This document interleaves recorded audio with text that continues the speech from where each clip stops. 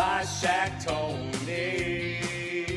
The Spy Shack Tony. Spy Shack Tony, Spy Shack. Spy Shack, Tony, Spy Shack. You just downloaded the show that was nominated Best Entertainment Podcast of 2013, only to be beaten by The Walking Dead.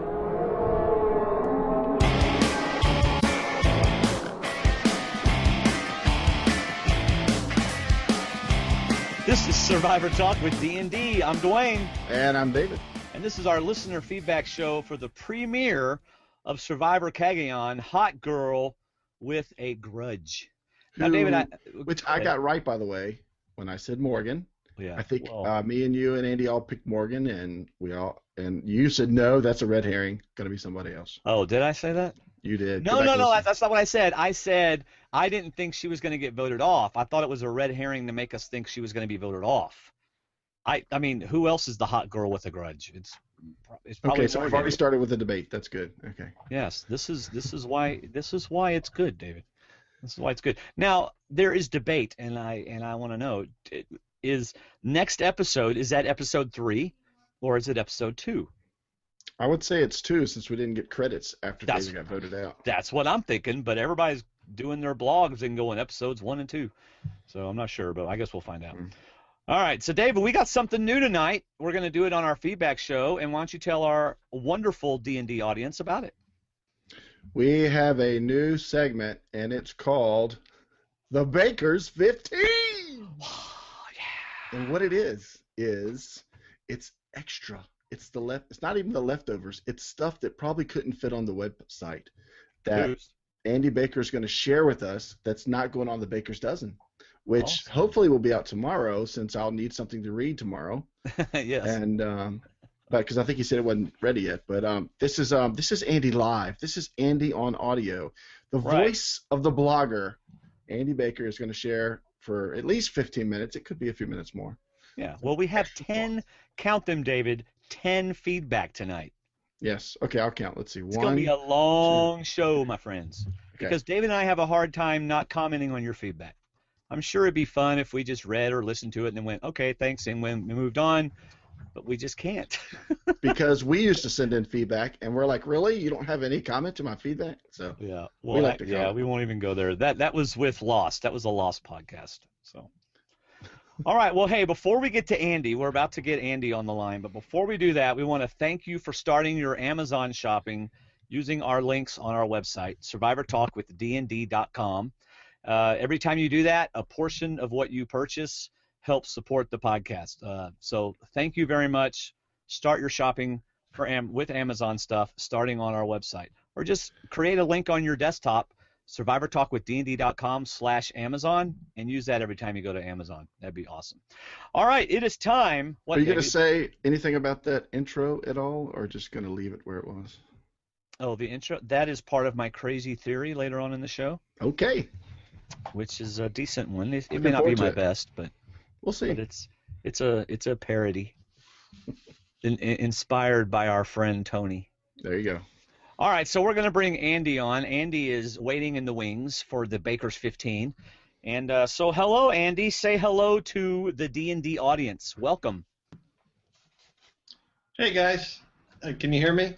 I know that I'm on YouTube. No, can't hear you at all. Okay. No, Andy.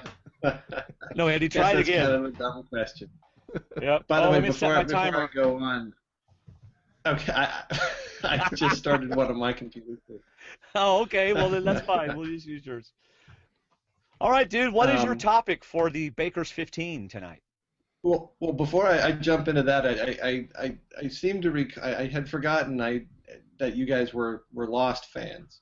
Oh yes. And I will at some point somewhere down the line we'll have to chat, because it's a long story, but I was in on the very beginnings of Lost.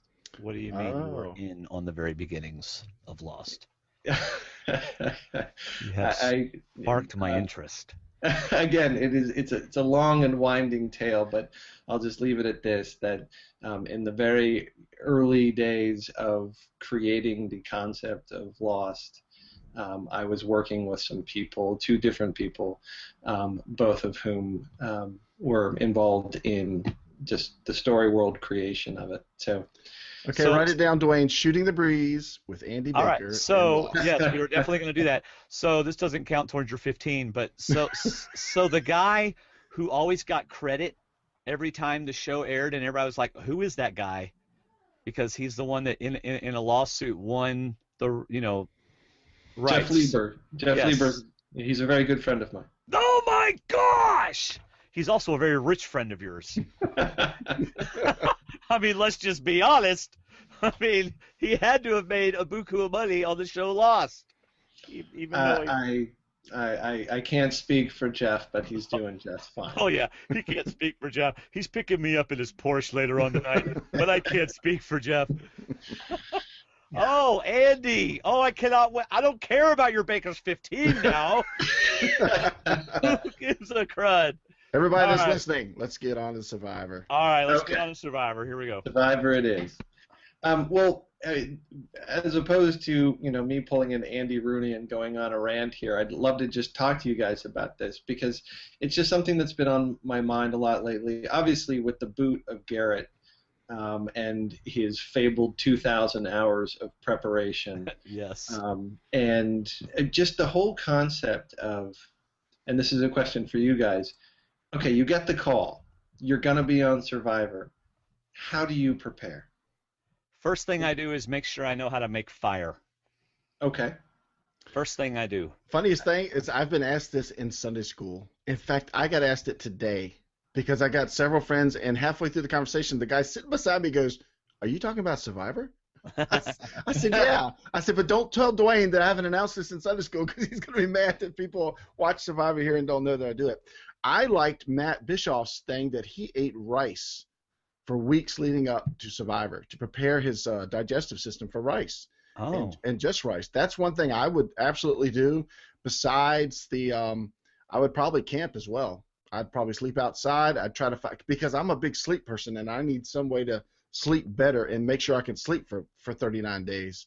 And I would definitely find some way to test myself sleeping outside on hard surfaces, like bamboo type surfaces. I mean, besides dieting and trying to work out. Dieting. We're supposed to go on there with extra weight. So as you can see, I've been preparing for Survivor already.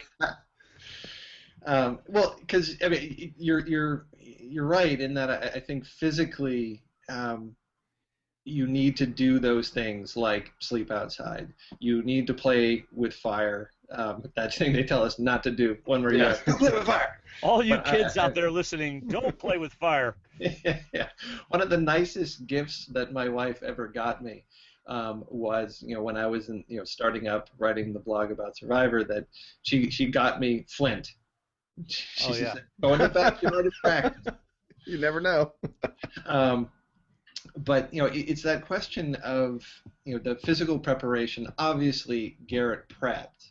Right. He's the dude's chiseled, but that's actually not the best thing to do Survivor shape-wise. A lot of the returning players talk about, you know what, I'm going to pack on 10 to 15 pounds. Yes. Because one of the things when I was out there at the finale and had a lovely conversation with Jay Byers, and he said the dumbest thing he did was bulk up because he wanted to, attract, a certain amount of attention as a model.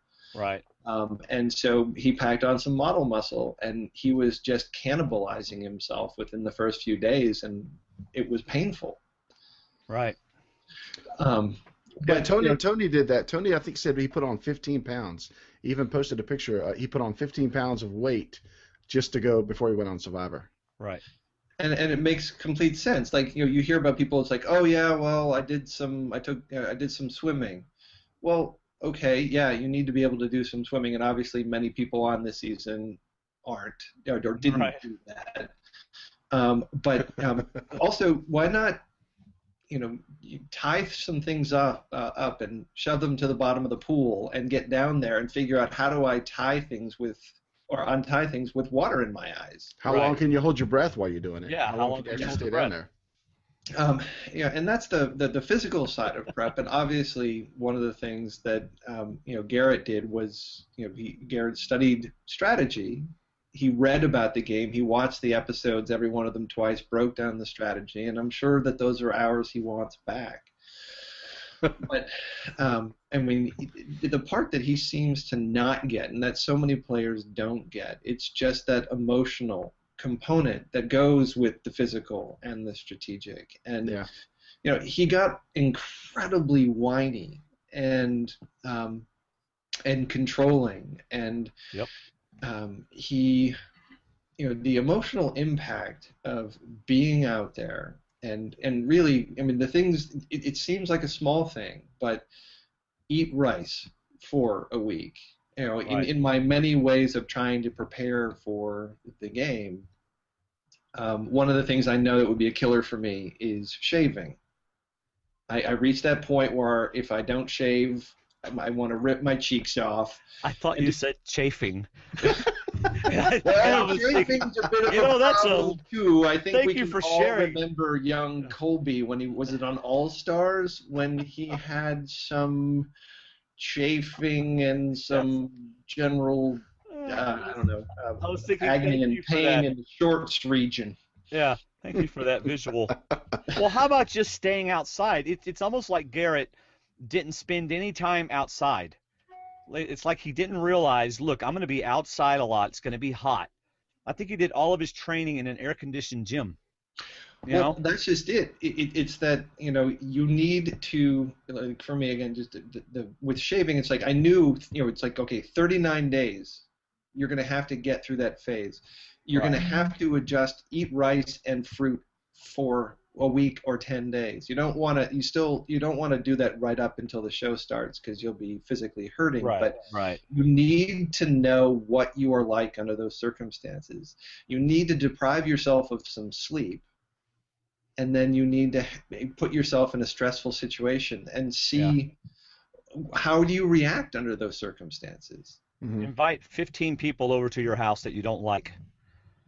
Lie to all of them and get 14 of them to agree to get rid of one of them. Yes. Well, I mean, you joke about that, but seriously, having people antagonize you and realize this is who I am when I'm tired and I'm hungry, and that's who I can't be in the game. Right. And he didn't want to strategize anymore. He didn't want to do anything because his body was shutting down, and emotionally he hadn't seen that part of himself. Right. And when it translated, it was so frustrating to Tasha, which is something that I just loved about that episode, was how Tasha was like, look, I want to play. This isn't Survivor. Survivor isn't sitting around in our hut not talking strategy. I want to go and talk to people. And I could so empathize with her. And Garrett just demanded that nobody gets to go do anything. And poor Tasha. I'm going to throw something at you, though. I think, honestly, in that conversation, they both were wrong. And here's why. How? I mean, Garrett is obviously wrong in that they didn't want to do it. If he was surrounded by other people who agreed, yes, okay, she's the person, we don't need to talk about it, let's just hang here, then it's fine. Right. But Tasha wanted to have a strategy conversation, and you need to make sure that all of your relationships are tight, and you need to give people what they want and what they need. You have to have empathy. You have to understand that. On the flip side, Tasha needed to understand not to express all of this frustration. Like, as soon as you start using the word should, that's where you're missing the point of the game. Should doesn't factor into it. It's whatever circumstances you have around you. You could argue, okay, Garrett, you shouldn't be this way. But the thing is, he is that way. And what Tasha needed to do, what he needed to do was bridge the gap. What she needed to do was bridge the gap. And basically say, I understand what you're saying. You're saying it's Jatia. I just want to talk to you about this. And do you have this conversation. Do you think his emotional state, his physical state, put him in that mood where he just wanted to sit? He wanted to play poker with everybody showing their cards. That's how he wanted to play for the next 6 hours before Tribal Council. He didn't want anybody bluffing. He didn't want anybody talking. Everybody put your cards out. Let's all make sure they're pointing at Jatia, and let's just sit here and not do anything difficult. I definitely think he went that way because of the stress his body and his mind was under. Because I mean, people get that way when they're starving and when they're tired, and it just. But I could also see Tasha's frustration at the same time that we're just slowly going to dismantle ourselves, and I don't want to go down that way. I came here to play, and I want to play, and I don't know. I could see both sides. Both of them were wrong, and both of them I could see where they were coming from with their strategies. Yeah, you and I are in the same boat. I think that they really, both of them needed to really listen to the other one, and they weren't. They had a picture of what it should be, and it wasn't matching that, and so they were insisting, well, it has to be my way. That gets people more in trouble in Survivor than anything else, is that they don't listen. Everybody wants to talk, and everybody wants to do and want to control, but nobody wants to listen. And I think there were people in Wednesday night that listened, and that includes Bryce, and I think it put him in a much better position than when he started out. And some people on the Braun tribe. Listening is one of the greatest things you can do to me in Survivor, because you'll get more out of people than you will by talking to them. Yeah, this is why Denise won, frankly. Oh, yeah. And that was her skill, yeah. She's a trained listener. Therapists do very well in this game. And honestly, this is sort of a strange parallel, but the reason why pharmaceutical reps end up being cast a whole bunch and also able to, and do well, because it's always about the other person in that business. It's always about the other person. And so that's empathy, whether it's manufactured or real. It's about allowing the other person to speak. And yeah, Denise was remarkably good at it. And if you look at the players who are able to navigate their way to the end game, most, if not all of them, that get there with a chance to win, have, possess empathy. It was one of the biggest things when I had an exchange with Penner at one point, that if you remember when he turned down Lisa and Scoopin', that final 3 deal, it's because he couldn't see them the way they saw themselves, and he didn't have empathy in that moment. Usually he did. In that moment he didn't. And empathy comes from both your personality, but also under those stressful circumstances, it can be very hard. You become myopic. You become very focused on yourself and how you're feeling, and so to be able to rise above that, to take a deep breath and take a step back, that takes practice. And that's my whole point about preparing for the game. You have to practice. You have to have people wake you up at 3 o'clock in the morning and make you go run around a track and then put together a puzzle. Yeah. And after that's over, present you with a scenario like, here are 6 people left. Who are you voting out and why? And how are you going to keep them from voting you out? And force you to try to think clearly. Right. And it's remarkably hard. Yeah. And then have your wife, come at you with a camera and do a confessional. So, honey, why did you not buy me anything for Valentine's Day last week? Although it's very interesting that you mentioned confessionals, because great players use the confessionals to vent. Right. That's the place. That's the time where, not with the other players and getting in their face, not when people are sitting around having a strategy conversation. It's when you are alone with a cameraman who technically isn't supposed to report back to anybody what you say, and you can rip into everybody, and you can complain and whine about this isn't what Survivor is supposed to be. Yeah. You have to play. You're playing the game 24/7. I mean, that's always been my biggest concern with were I to ever play the game. It's just, I know I would get exhausted because I'd be just, you don't want to, we talked about this before, you have to be the last person to bed, first person up. You don't want to miss anything. Right. Every moment you're awake, you're playing the game. Okay, so we have just 2 minutes left. So let me ask you really quickly, do you think that Cass and Tosh made the right move? It's funny. I was just working on trying to articulate my thoughts in the column. What it comes down to is this. I think Cass made the right call because she's assuming and I think rightly, Yep. that the brains are doomed. And she's anticipating the swap, and betting on the fact that, okay, there's 2 more challenges before the swap. We're probably going to lose one of them, if not both. But probably, Right. let's just say the best case scenario is we lose one. Even if we won Right. both, you still need both or one of the other tribes to lose both of the challenges to be in the same boat you are. Right. Bottom line, you're probably going into a swap with 3 of you left. It can be a power position to be down in numbers where you can offer yourself up as a float vote. And if you happen to be, let's just say there's 3 left, and on the 2 tribes, there's 2 of you on one of you on the other. You want to be consistent.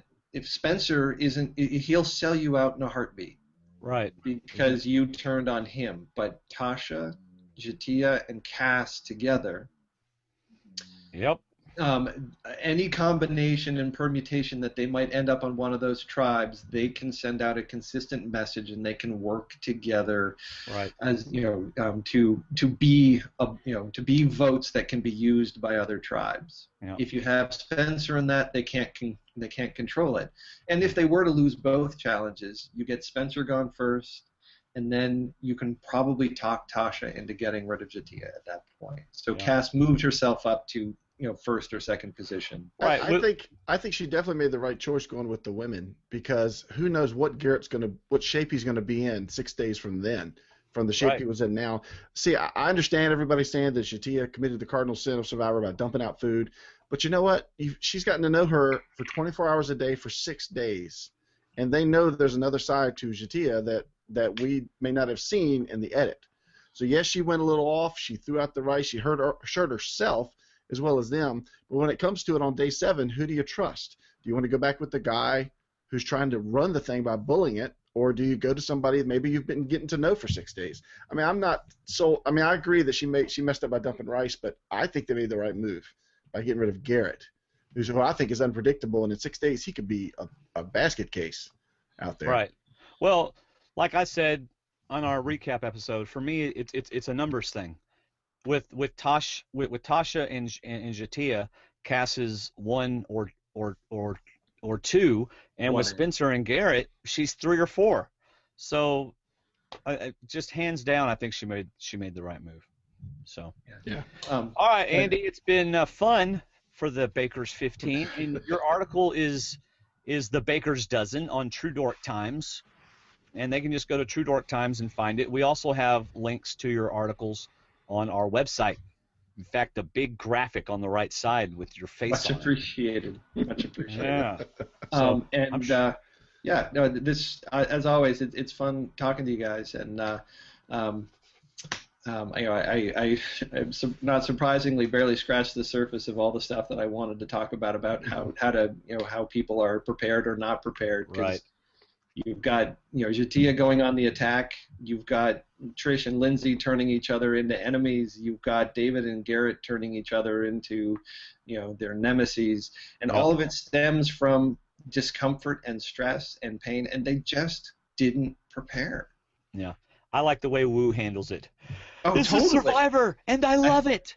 He's somebody who's they're gonna keep him around the campfire just because he's that kind of guy. Yeah. Where, I guarantee you part of the reason why Garrett went home is because he was probably that whiny and that much of a pain around the campfire every night. Yes.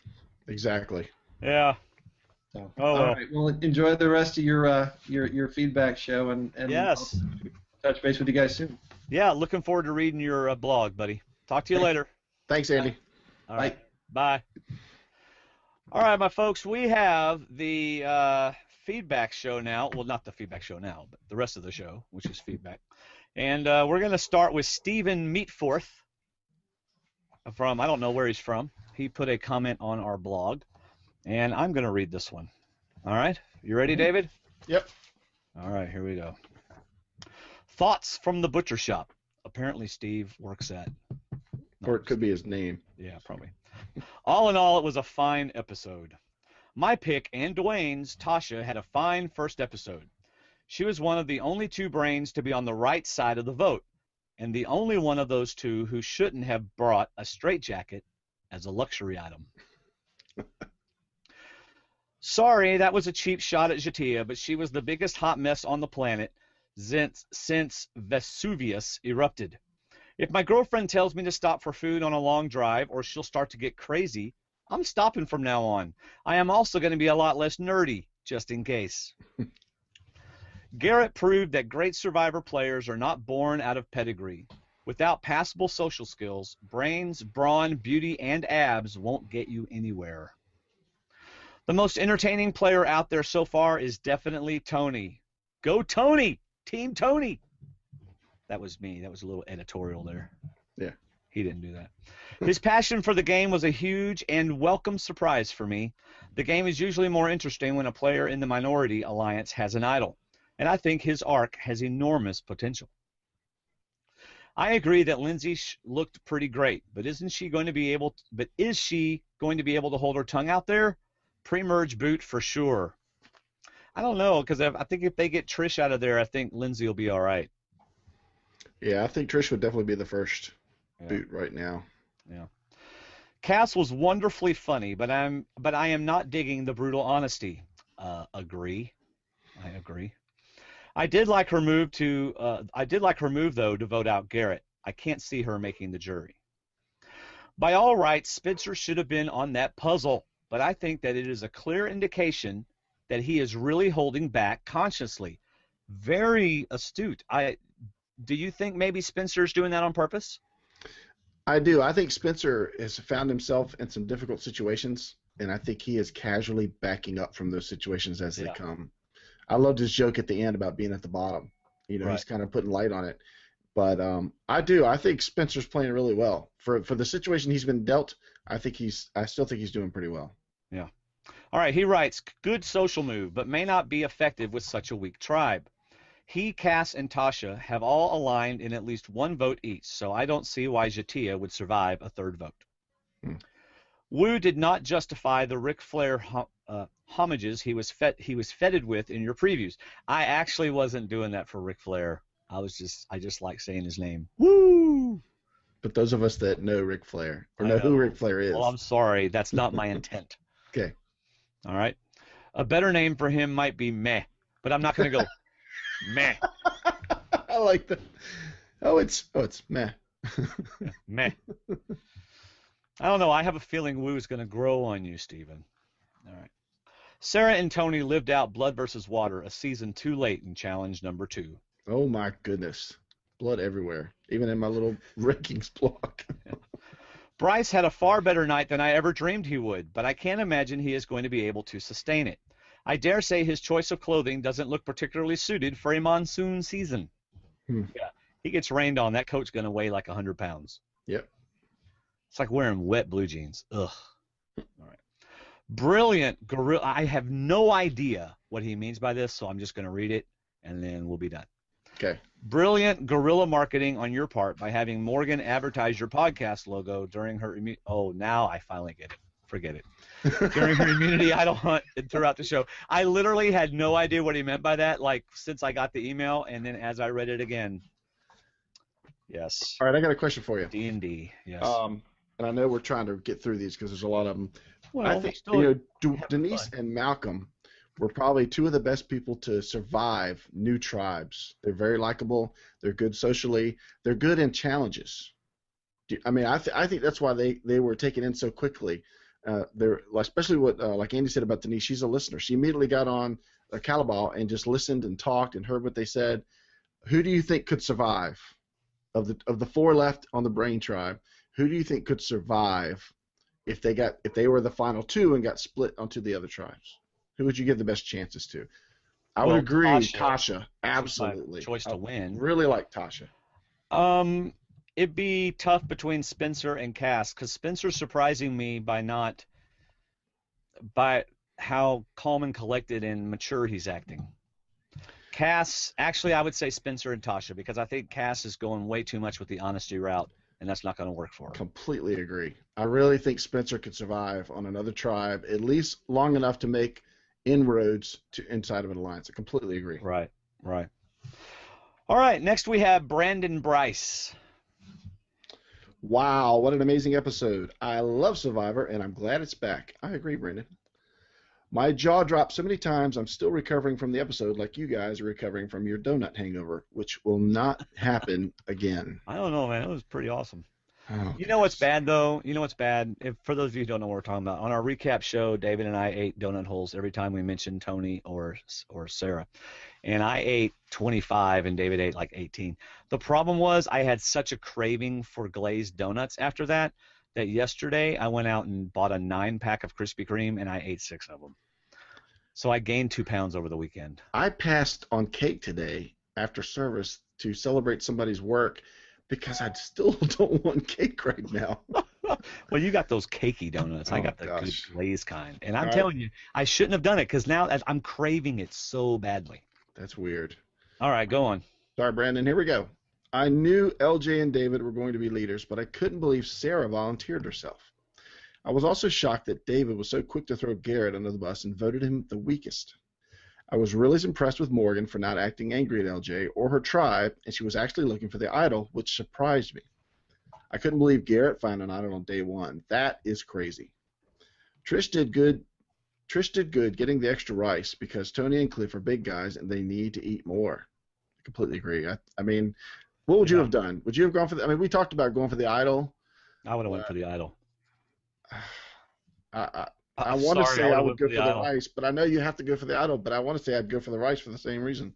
No, I would go for the idol, and I would do what Morgan did. I would say they gave me a choice between something or what we got, and I chose this. You know what? You're right, because after one mess up in a challenge, they completely forget that you got them extra rice. Yeah. All right, the first immunity challenge was really cool. I was shocked how well the Beauty Tribe worked together. Hey, I told you the Beauty Tribe would work well in challenges. Hello. LJ is really good at puzzles. The Brawn Tribe didn't surprise me with how good they were in the challenge. I was shocked my girl Sarah was doing such a great job at the puzzle. Sarah's like awesome. I called her first, Brandon. Hello. I know you called her on Facebook, but I picked her too. Man. So, yeah, she is. Sarah. Awesome. Gosh. The Brain Tribe is simply a disaster. Yep. I knew their egos and minds would make it hard for them to work together, but I didn't think it would be this bad. I was shocked David was voted off first. He seemed too small and weak to keep, so he was better to send off to make a statement in the game. The second part of the episode, I was glad to see more of a tribe dynamic.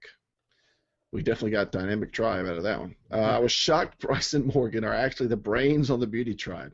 Now they call themselves the brains on the Beauty Tribe. We don't know for a IQ test if they are, but they did call themselves that. I'm not surprised that all Alexis wants to do is flirt and play Survivor Coconut Bowling, and all Jeffra wants to do is talk about who can urinate. Actually, I think she was talking about who can't urinate. Yeah. Are y'all having trouble urinating? I haven't gone to the woods in like a day. I mean, I know we're not all pooping. but I'm only like going once a day, and that cannot be good for us. All right. Now, remember, I like Jeffra a lot. Yes. So Bryce is much smarter than I originally gave him credit. He knew Jeremiah wanted Morgan, so he's inviting him to join them and get closer to Morgan, which is smart. I wonder who is going to find the idol in Beauty. I think it would be LJ.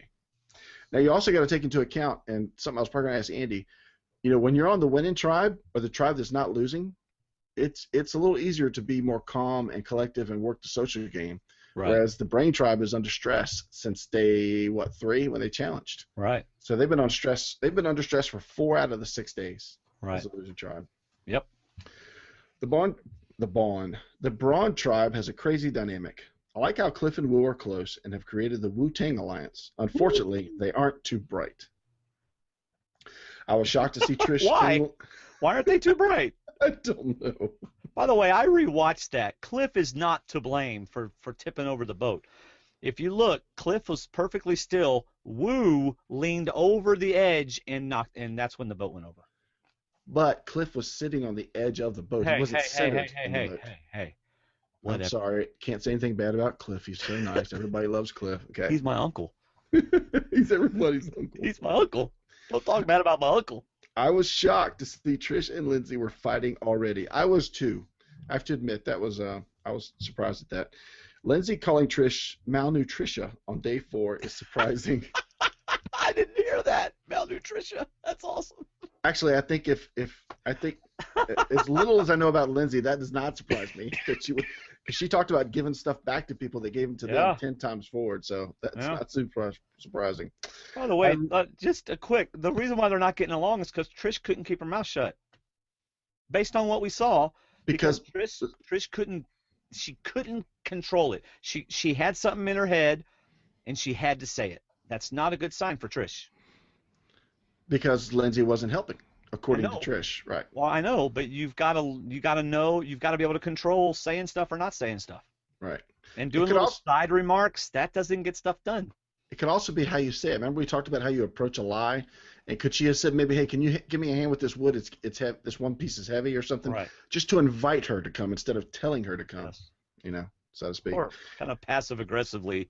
There you saying, go. You know, there's wood in the woods. And it doesn't walk on its own. It's got to get here somehow. All right. Sorry, Brandon. Let's continue, Brandon. But he says again, I love Sarah.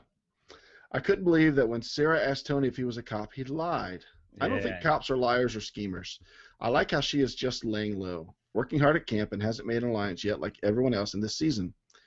I'm not so sure I agree with that. I don't know if she's done that or not. I'd be willing to bet that she has made several alliances. We're just not seeing them. Remember, we didn't see a lot of alliances in other seasons, like Philippines. We didn't know about Lisa and Scoopin. So I bet she does have alliances because I think she knows the game fairly well. Let's see. Wait to see what card you're offered. He's talking about Sarah's style of play, how he thinks she's playing.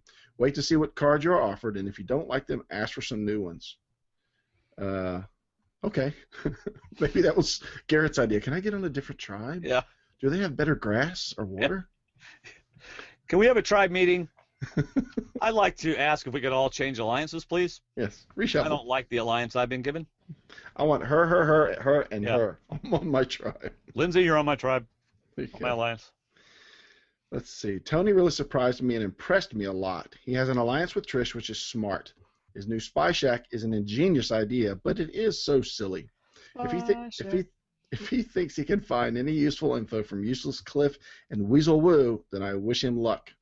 He might have an idol, but he doesn't have majority. Not yet. Right. The brain tribe again was a disaster at the next immunity challenge. Yeah, that's kind of a reoccurring sentence right now. Agreed. I couldn't believe Sarah was bleeding on the puzzle, yet she still solved it. That's right. I can't believe that Garrett was lazy and didn't want to talk and strategize to anyone individually because he wanted to keep his eyes on everyone, especially Shatia. And why was he right? I would have never guessed Shatia would have acted crazy and threw the rice on the fire. If Shatia did that to Sarah and Tony, they would have arrested her and sent her to Exile Island. Good point. How can anyone trust her anymore or feel comfortable sleeping around her? At Tribal, I was blindsided again. This game is crazy. Garrett wasted 2,000 hours studying Survivor for nothing, and he didn't even have the sense to bring his idol to Tribal.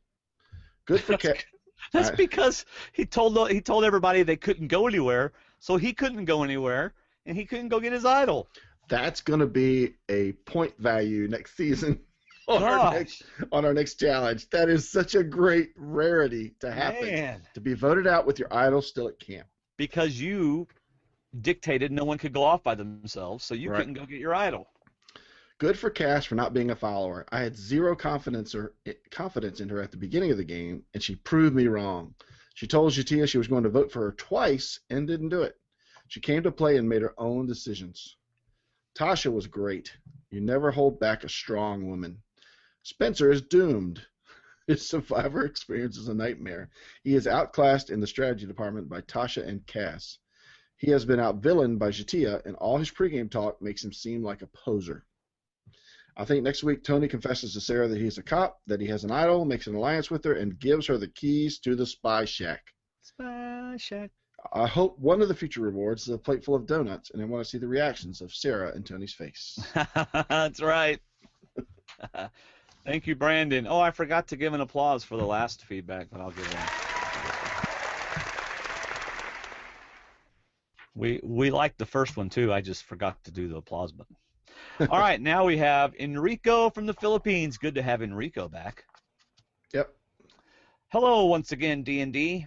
Feels great to be back after being down and sick for quite a while. Well, glad you're feeling better, Enrico.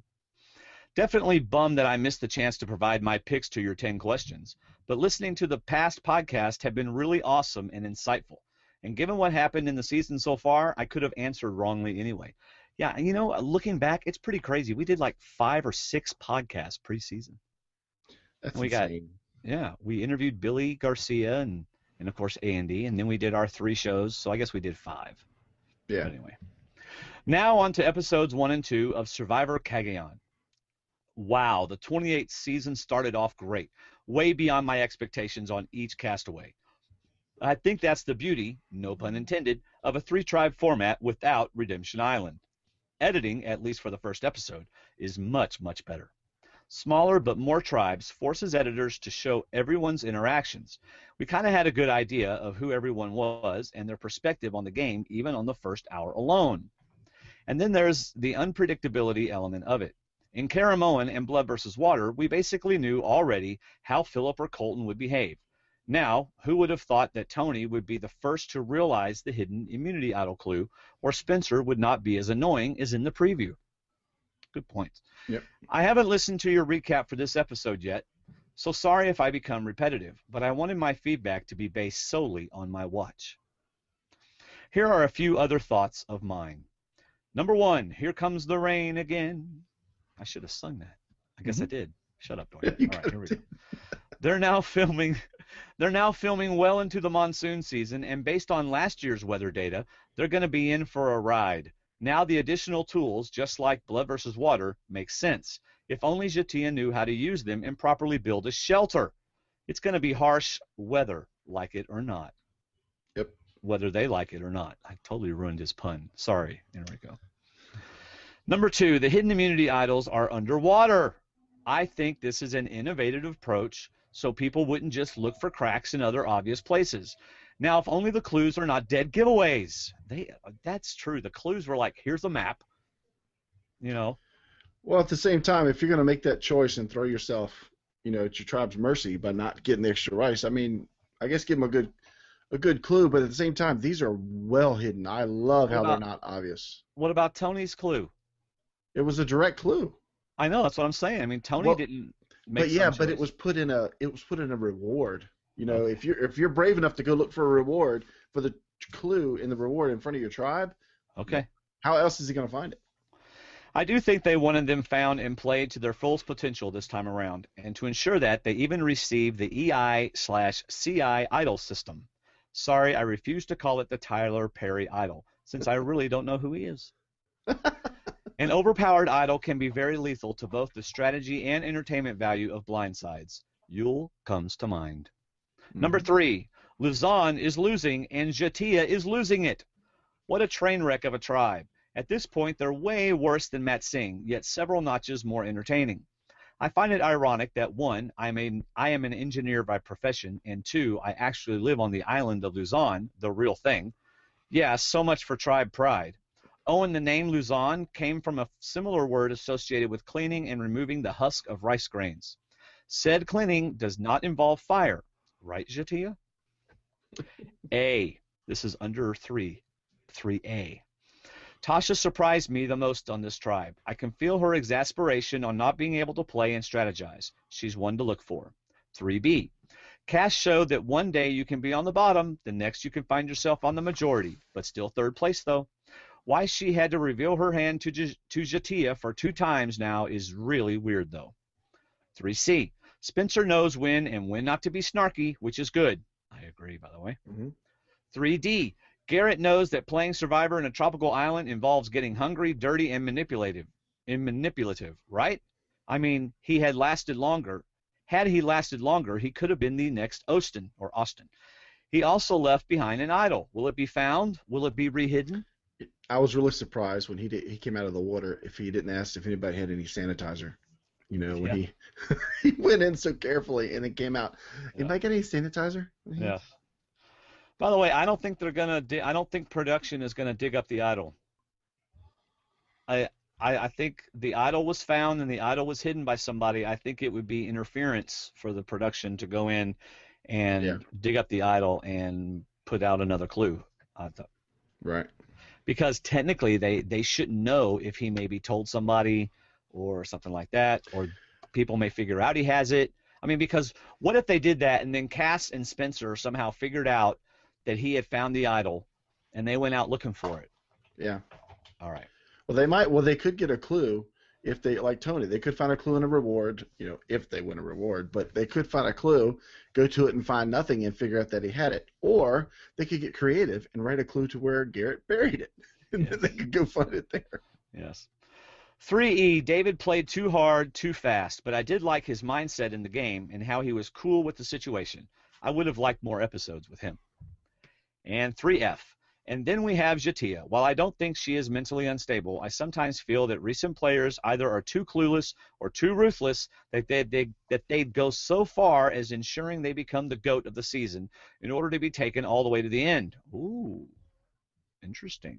Mm-hmm. Or just to be the talk of the town. She has been extremely lucky, but I don't think it'll last. A surprise swap would do wonders for her, though. Mm-hmm.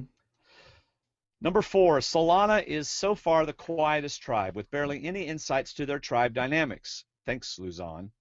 This early, I am surprised at how Morgan was able to lie her around the decision.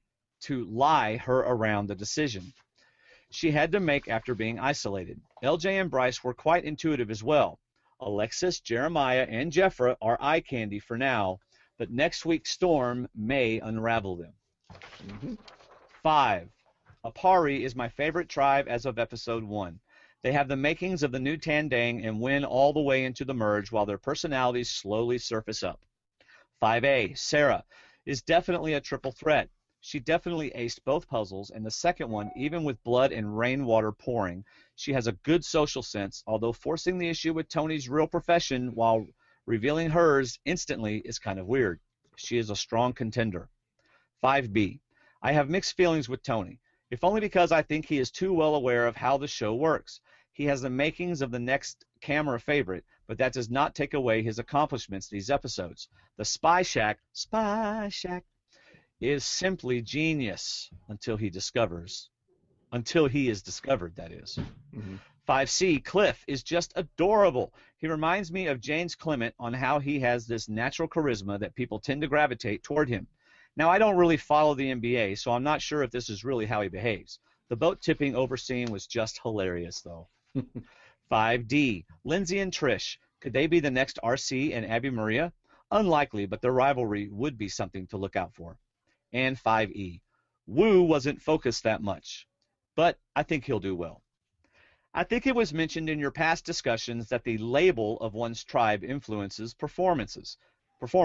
It does things to your brain, no pun intended, and I find it counterintuitive for Jeff to always point out in the challenge, among other things, I felt he went overboard on several occasions for the premiere.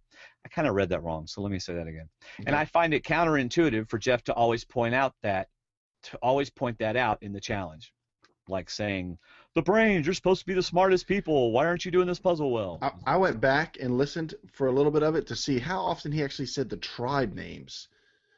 He said them at the beginning, and then he said them when they won when they won at the end of the challenge. Yeah. But Enrico's right. Enrico's already said the tribe names more than Probst has in the first 2 hours. Yeah. So thanks to Enrico, I now know the tribe names. So the guy who painted the flags and came up with the design saying, yes. Hey, don't forget the names I worked on. Yes. He continues, I have this feeling that this season is going to be a wild ride down the Cagayan River. And in the end, maybe just maybe, the audience and loyal fans emerge as the ultimate winner in this adventure. Wishing you guys all the best, Enrico from the Philippines. Good job, Enrico. All right. Now we have Janis Tillery, who left us an audio feedback using our new voicemail line on our website. So you will notice hers is very clear. Hey guys, this is Janis in Alabama, and yes, I finally got a proper microphone so I can finally leave a proper voicemail for once. I'm going to start with the Beauty Tribe. They did great this episode, but if they didn't have LJ, it would be a completely different story. Jeremiah and Bryce, they do their part, but LJ was just made for this game. I saw in the press images that Morgan's has a strapless bathing suit top. Uh, I know Dwaine was worried about CBS losing money on the blur cam they needed for Garrett this episode. I think they'll be whipping that back out again. Over at the Braun Tribe, Cliff's got the Love Shack thing going because everyone loves Uncle Cliffy. And Tony's got the Spy Shack. So we'll just have to see which Shack beats the other. And I don't mean Shack the basketball player. On a side note, I had tweeted to Garrett early before the episode started. I saw a press image of him, and I said within 5 minutes and 10 seconds of the show starting, I predicted he would be in his underwear. When he stripped down to get in the pool to find the, I paused my TV, and it was 7 minutes and 10 seconds. So I tweeted that to him also. He liked both tweets, and he seemed to get a kick out of it. Now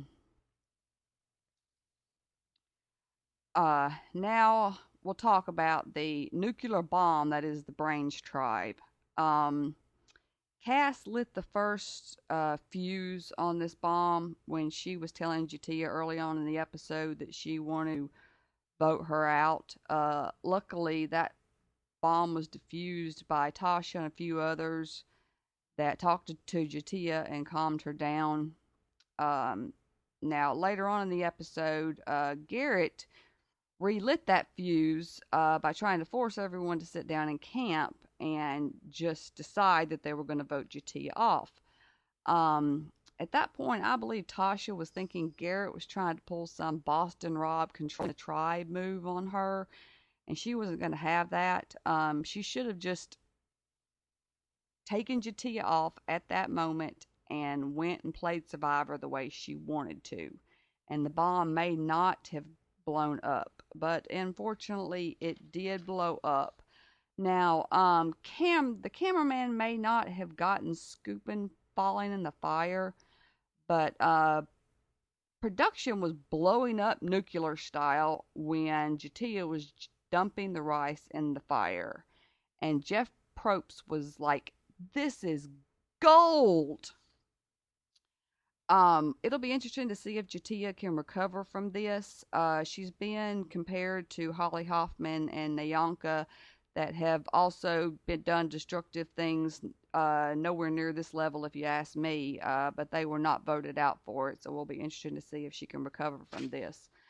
The night of the episode, CBS was teasing that they were giving away some free buffs to people that retweeted back to them. So I was trying so hard to get one. I took a selfie of myself on my knees begging for a free buff. And it was a horrible picture.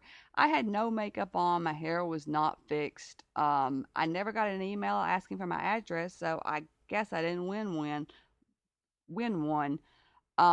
Earlier this week, I posted a picture on Facebook of Dwaine with an impression of doing his impression of Morgan sitting on the boat coming in. And I know Colton got a kick out of it, and I hope Morgan did too. But Dwaine, if you want some payback, if Morgan, for some reason, if you heard she didn't like the picture, or if you just want some payback, I will post that picture that I took and post it to Twitter on Facebook as payback for me doing that to you if you'd like. So you just let me know if you want that.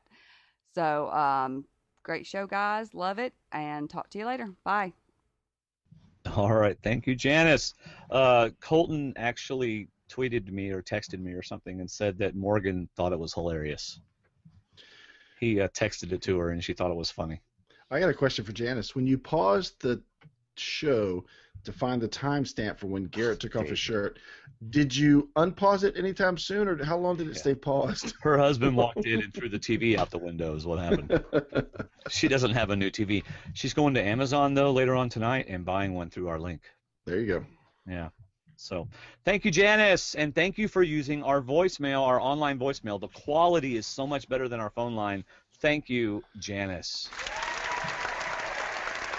And your new microphone sounded wonderful, by the way. Yeah, way to go. Hope you bought it through Amazon. I don't think she did. She wanted it quickly and went to Walmart, I think, probably. Yeah. All right, next we have Will Dennison. What's up, guys? It's Will from Wonder Lake again, a.k.a. the Giant Ninja. Yes, and now that I've seen your picture, I understand. The Giant Ninja with a law degree. That's Yes, scary. I know. Lots of thoughts on this episode, so let's just get to it. Number 1, Rice Burner. Let's see, her shelter idea was a disaster. She single-handedly lost a challenge, and she burned all of the tribe's food.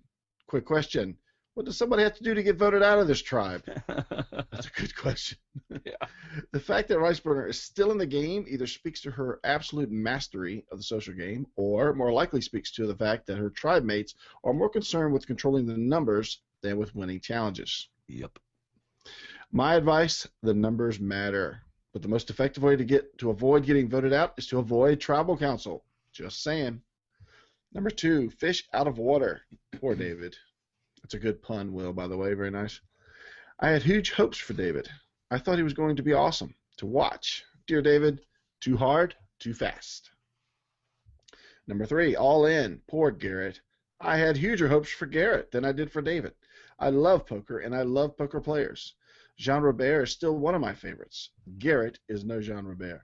Honestly, his nobody's allowed to strategize strategy was beyond stupid. You don't intimidate people into not strategizing. You make them believe that their best interest lies in working with you. You manipulate the fact that they need to strategize. I think Garrett could have been a great Survivor player, but he overplayed almost as badly as David did. Garrett, you're a poker player. Surely you, of all people, understand the power of underplaying and hiding information. If I'm at a poker table with Garrett, I'm asking him what he has. Maybe he'll just tell me who's in his alliance or his tribe or what cards he has. But, however, I have to strenuously disagree. I think Garrett would be a horrible Survivor player if he played again. He'd be just as bad. He is just somebody not prepared to play Survivor, Right. in my opinion. I really had high hopes for him, too, though. I did, as a poker player. But he kind of let me down. Number 4, a hot piece of Cass. Oh, baby, I love me some Cass. I'm a lawyer, and I hate lawyers. But there's something about Cass that I absolutely love. I disagree with her move, though I give her credit. I give her the benefit of the doubt. She had far more information than I did. Are you okay, David? Yeah, I'm having to shift papers, and it's just they weren't in a good position. Sorry, Will. I would have stuck with Garrett and Spencer, knowing that either one of them would stab the other in the back in a heartbeat. Not true of Tasha and Shatia. Now, if you think about it, though, they would also stab Cass in the back in a heartbeat. So I agree. I think Dwaine and I agreed going with Tasha and Shatia was the right move. I hope that she can stay ahead of the numbers. She's a joy to watch, and her head's in the game. I was worried that she'd be out first. I'm very pleasantly surprised. Go Cass. I hope Cass goes to Spencer, and she and Spencer make a secret alliance, to work into something. They could probably pull Tasha at some point. Number 5, good cop. Sarah is great, absolutely great. So far, she's my pick to win the whole thing. Hey. There's another one. Number 6, Was bad that your cop. pick? Is Sarah your pick? Sarah's my pick, yes. And Brandon's pick. He loves Sarah. Number 6, bad cop. Tony is fun to watch, and I hope he sticks around. I absolutely agree. He is good television. Me too. What the flip is up with the Spy Shack, though? Spy Shack. Is it just a hole in the wall?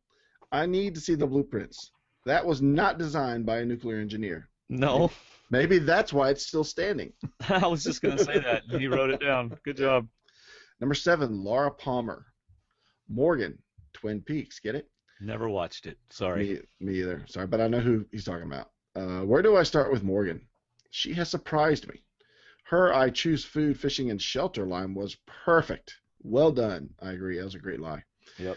I don't know if everyone bought it, but she did a much better job than Garrett did. Yes. I don't even think Garrett finished his sentence, what he was saying. I'm convinced that Spencer wasn't really worried about David. Wait a minute. Sorry. I'm convinced that Spencer wasn't really worried about David having an idol, but was rather trying to ascertain. Why am I reading that? Okay. Sorry. Yeah. He changed tribes in the middle of a point about Morgan. So he said when she talked about the lie, she said, I don't know if everyone bought it, but she did a much better job than Garrett. And in parentheses, he talks about Garrett in Spencer's conversation. Right. I'm convinced that Spencer wasn't really worried about David having an idol, but was rather trying to ascertain whether Garrett had it, but I digress. I agree. I don't know if you agreed with me on this. I think Spencer was trying to draw out Garrett because Garrett went early. Spencer's a fan. He knows the game, and I think he knows there was a chance. That was one of the decisions. Yeah, I hadn't thought of that before, but that's a good point, and I tend to agree with it. Oh, so when I said it, you didn't agree, but when somebody else says it, you think it's a great I don't point. remember you saying that. Yeah, we talked about it in the recap that I think he was trying to draw out. I'm sorry. I'm used to it. It's okay. Yeah. LP, Laura Palmer, has been solid in the challenges so far. She was outstanding at getting a huge chest through that hole in the wall. For example, I'll read that again. LP has been solid in the challenges so far. She was outstanding at getting a huge chest through that hole in the wall, for example. Well done, LP. I hope you stick around. Sorry, we just move on.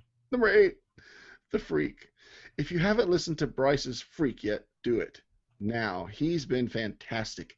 Bryce seems to have Morgan in his pocket, which I never would have expected.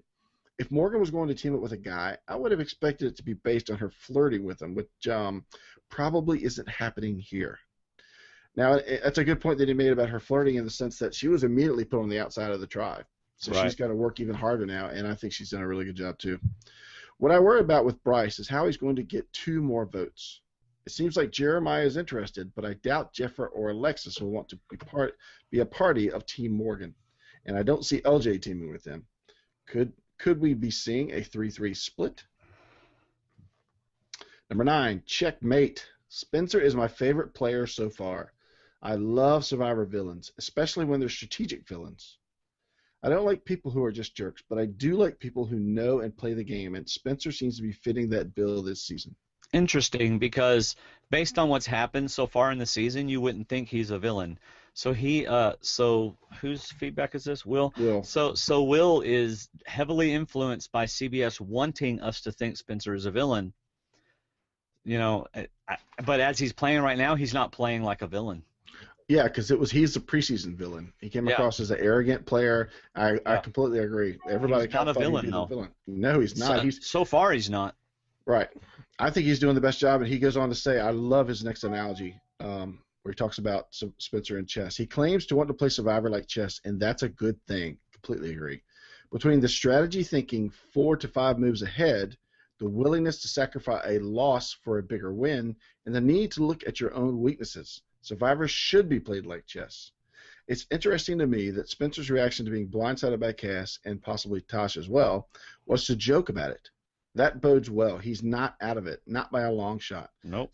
Spencer can get together with Cass and Tosh if Tosh wants to keep her tribe strong and vote out Jatia.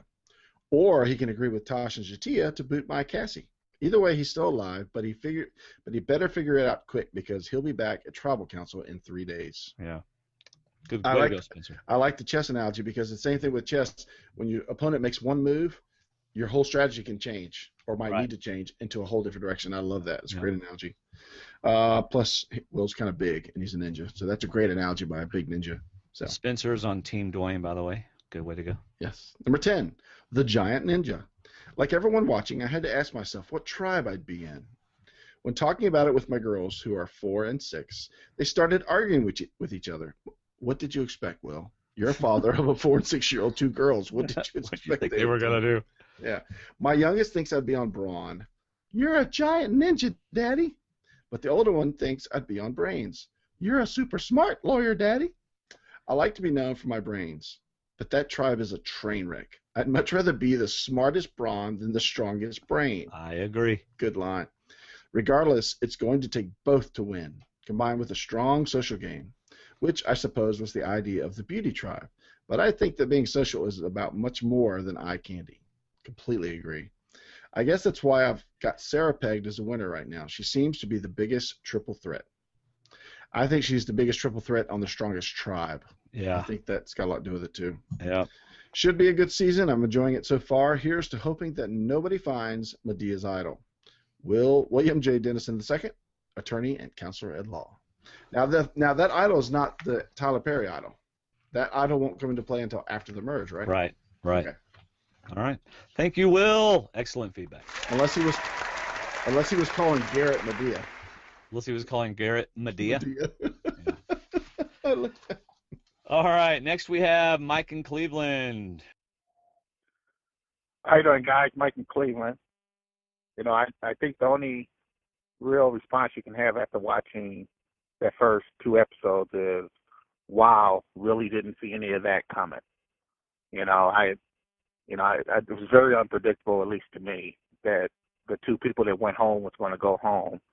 I think y'all need to launch an investigation on the fantasy league, because anybody that scored points has to sign an affidavit swearing that they didn't reach any of the spoilers.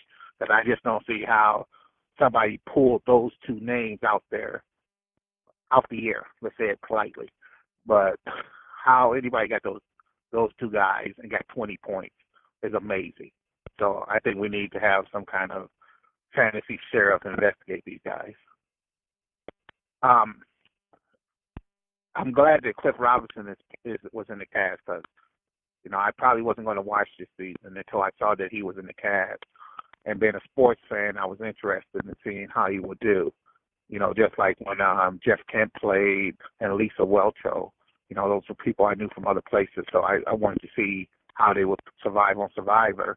And I ended up really enjoying that season. So hopefully Cliff Robinson being there, I'll find something that I'll latch on to, other than the fact that my buddy Wu is an Ohio State guy and, athletic and loves Ozzy like myself. So, naturally, he's my pick to win it all.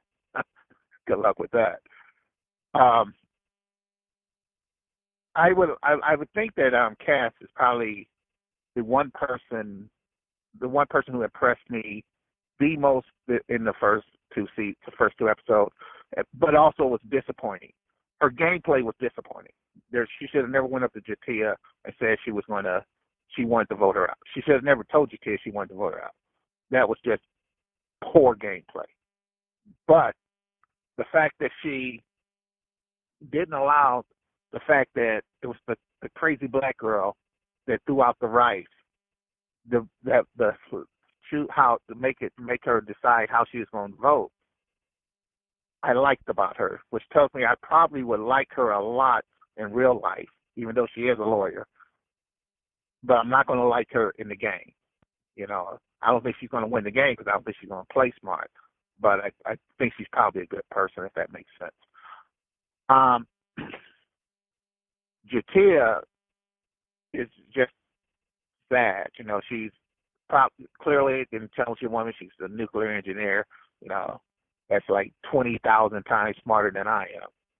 But I think she's also just book smart. I don't think her book smarts, translate to life intelligence and, people smart. And I think she's just a living proof that a college education, a college degree is not a proof of intelligence. It just shows that you're book smart. She's a whole new type of goat, and I feel sorry for her in a way because I think she's going to embarrass herself and her family while she's on the show. But who knows? Maybe she'll rebound. I can't say there's anybody else out there that I'm really cheering for. I know you guys like Hot Cop, y'all feel good about her, but I don't get the same vibe. I think on that tribe, I don't think there's really any Einsteins on that tribe either. I don't know if that tribe's really going to be the one that goes far or somebody off of that tribe wins. I just think they're not going to lose too many challenges, so that's probably going to be like Tandang.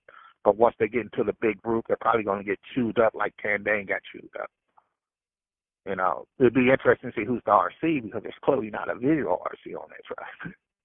But, other than that, like I said, it was a wow episode. I really hope that this Wednesday is another wow, couldn't see that one coming episode, even though it looks like Tony is probably in some kind of trouble. I think, once he got called out to being a cop, he should have just said he was a cop.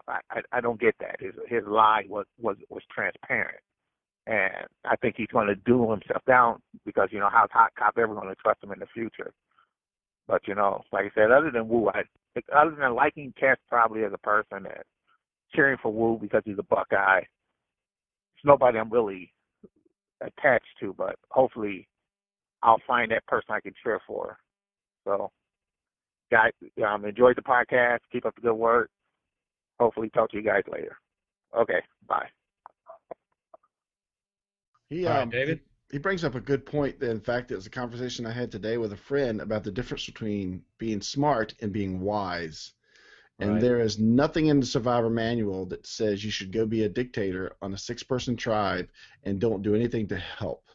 Right. Every time we see the Apari tribe, Sarah's in the middle of helping something.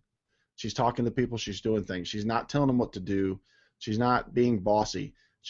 Unless if Jatia comes out now and says, I did all that stuff to be the GOAT, I wanted to be dragged to the end and plead my case, I probably wouldn't believe it. But it would make perfect sense the way she's acting to be considered she wants to be the GOAT.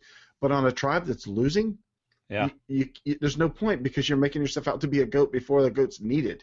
The GOAT's not needed until getting close to the jury time, I would think. Right. So he's got a good point, and I hope CBS and casting is realizing that you can't have Sheldon Cooper from Big Bang Theory on Survivor because he would never fit in socially. He'd be, it just wouldn't work. And not that these people aren't sociable, but at the same time, I want people like Sarah that are going to work, that are going to fit in, like Bryce, who's going to work his way into different people. That's the game I want to see. I want to see a social game. I don't want to see somebody go out there and show how smart they are. I could care less how smart you are. Can you play the game of Survivor? I think Bryce is playing it well. I think Sarah's playing it well. And I think Jatia is playing it horribly unless she wants to be the GOAT from day one. Right. All right. He called in again and left a shorter message, so he gets 7 minutes tonight.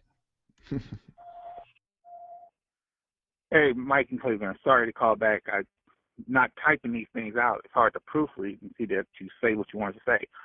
I'm not sure I mentioned this. If I didn't, I wanted to make sure I brought this up. I remember back during Brandon Hans's season when he blew up, and everybody was praising Probst and them for the way they handled that situation. With Jeff giving him the massage and supposedly calming him down. And then people were even critical because Philip said something at the end. It's like, oh, why was Philip wanting? And I was critical of the way the show and Probst handled it. And I called it a jump the shark moment back then. And I said that now you're going to get people who are volatile, and on their way out, they're going to decide to show their butt instead of just going out with class. And I think I'm going to call it I hit that nail right on the head with the way that Jatia reacted when she thought she was going home during the show. And I think this is because this is the first cast that's playing after seeing that season. So I think this is what you're going to start seeing more and more of in the future, unless they do something to change it drastically. And you're going to just get people, especially people who are fans of the show, who knows the history of the show, and are disappointed to be going out early like this. And they're going to want to make their mark on this show, especially the volatile person, the type of personalities they're going to recruit to shows like this. And it's going to get more and more drastic. You're just going to keep jumping a bigger and bigger shark tank until it's going to pretty much be almost like Jerry Springer on the way out. Okay, then. Just wanted to make sure I've had that in there. If I had it in there the first time, then you don't need to play this, obviously, or whatever you're going to do with it. Okay, thanks. Have a good day. That's a great point that he makes, and it should be a lesson to future Survivor players. Don't let people know they're going. You don't want the volatile, crazy person to know they're going. Now, Brandon was a little different in that he was physically volatile. He was ready to get violent with Philip. Jatia was ready to get violent with the bag of rice. Yeah. There wasn't as much. And at Tribal Council, she was calm. But that's a great point. People, if you give people the chance to go out screaming, they're going to go out screaming or making a scene or put their face on TV. Right. So hey, don't let them know that they're leaving. Don't be honest. Kind of work around it. Work around something else. Yep. But one other point I want to make about his call, he brought up about Cliff playing. Cliff is in a very good spot right now. He's focused on being Uncle Cliff. He's in a good situation. We'll never know because he's already played, but I wonder how Jeff Kent would have played without Jonathan Penner on his team, without Penner on his tribe. Because when he got there, all he wanted to do was get rid of Penner and get rid of the returnees. That's all we saw. Right. Right. I know he played differently. I would have liked to seen how he would have played without a returning. I like that season because they only had one returnee per tribe, but Yeah. I would have liked to have seen how Jeff Kent would have been. Maybe Jeff Kent would have been a different player. I don't We'll think never he know. would have been like Uncle Cliffy, though. No, I probably think not their like Uncle personalities Cliffy. are totally different. And I think Uncle Cliffy's status, his resume, is part of what is drawing people to him. Right. And yeah, so. All right. Thank you, Mike in Cleveland. Next we have Mikko Merrenheimo. Or is that Merrenheimo? I think it's Mikko. No, I know it's Mikko or Is it? Mikko. It's Mikko. But is it Merrenheimo or Merrenheimo? Merrenheimo. Merrenheimo. Hi, D&D. This is my first time leaving feedback for this show, and I wasn't exactly sure what I would want to talk about, so this probably isn't as well structured as I would like. Instead, it's just going to be some more or less random thoughts that I think would be suitable for further discussion. That's funny. I don't know what to talk about. Why don't you talk about Survivor? I don't know what to talk about, but here's a page and a half. What I don't know what to talk about. Yes. Number 1. Why did you mute yourself in the middle of laughing? I don't understand that. Get a drink. I was taking a drink. Number 1, I've heard practically everyone say that when presented the option of choosing an idol clue or bag of rice for the tribe, that taking the clue would be a no-brainer. After thinking about it, I kind of disagree.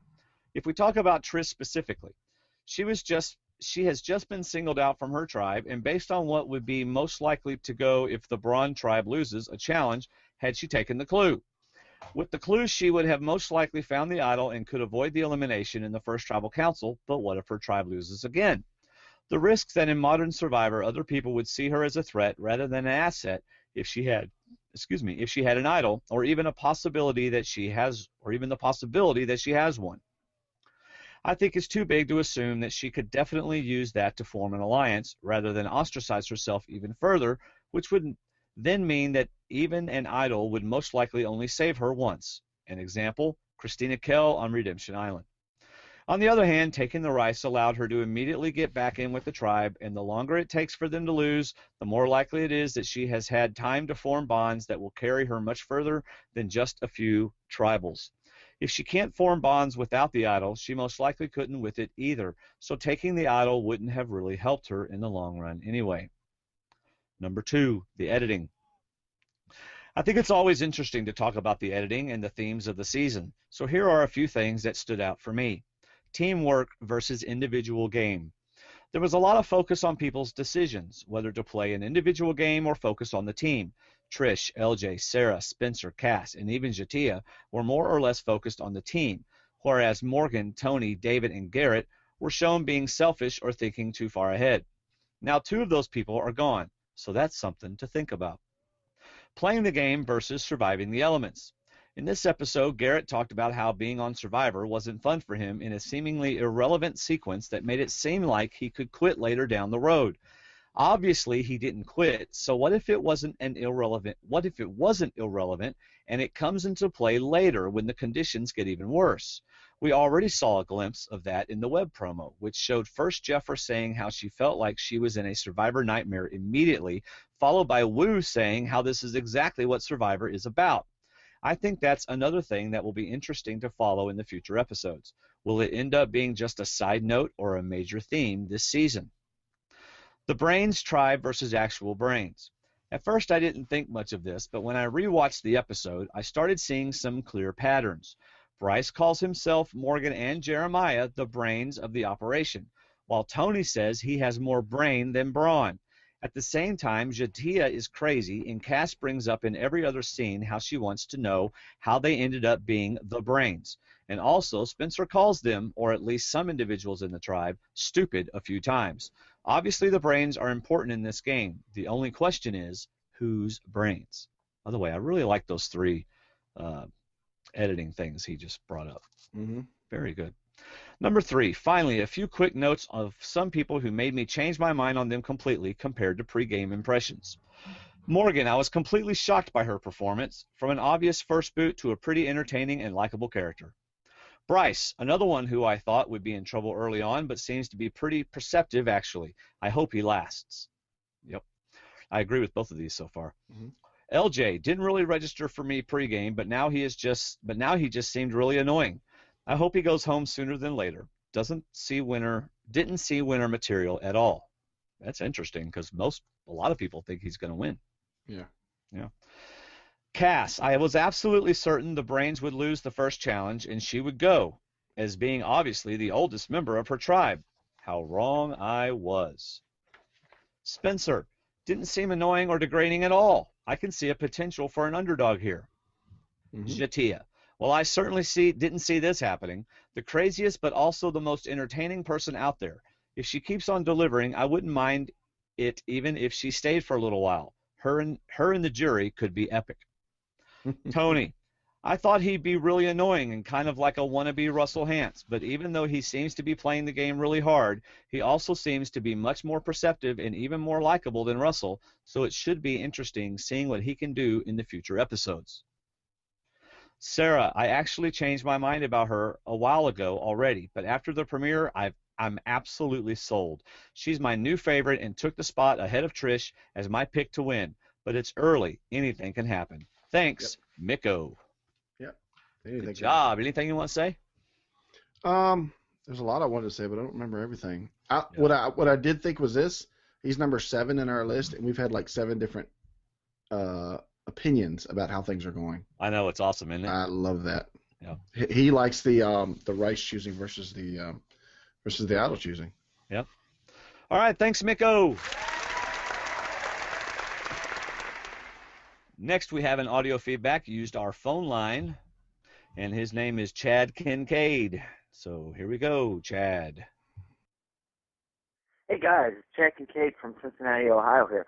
I got lots of feedback from tonight's last episode of Survivor Cagayan. Very exciting premiere episode. Very excited to have all newbies back. I'm just going to touch up a few things that I thought really, really popped out. Tony the Cop with his little Spy Shack moment was very funny. I think he's going to go far. Cliff Robertson, the ex-NBA player, I thought he was very humble out there, very enjoyable to watch. He actually surprised me. I thought he was going to be very arrogant and kind of a jerk out there. And also the Brains tribe, are they really Brains or is that just a lead on by CBS? I mean, come on. I mean, they couldn't even get past the puzzles. And the Jatia on the Brains tribe, her dumping the rice really, really, really irked me. It brought back a horrible flashback from Cara Moen.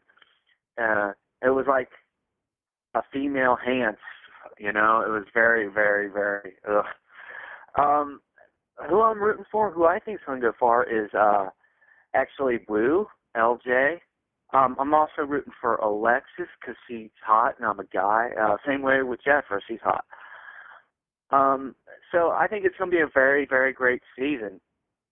So I'll keep tuned. So, all right, thanks, guys. Bye. Hey, I thought Alexis and Jeffra were cute, not hot. Yeah, LJ called him cute. Yeah. Morgan's the hot one. I like. I noticed. I obviously don't know Cliff. I don't know him personally, but a lot of people came out on Twitter that knew him when he was there, like when he was at Connecticut or when he was at different NBA franchises, and just went on about how nice a guy he was, how cool a guy he was. So he is really. It looks like he's being himself. He has a very good reputation of being a very easy to get along with person and a really nice guy. Right. That kind of surprised me that Chad said he thought he was going to be arrogant and stuff because, I mean, based on his interviews, or at least based on the videos that we saw preseason, he didn't strike me as an arrogant guy. He kind of, I mean, look at his smile. He kind of struck me as a guy that, you know, I'm just a music minister in Alabama, you know, who sings, and I think if I saw him in the mall, he'd talk to me. You know, I mean, he didn't strike me as... With today's athletes, I can see where you might think some might be that way, but he's kind of old school.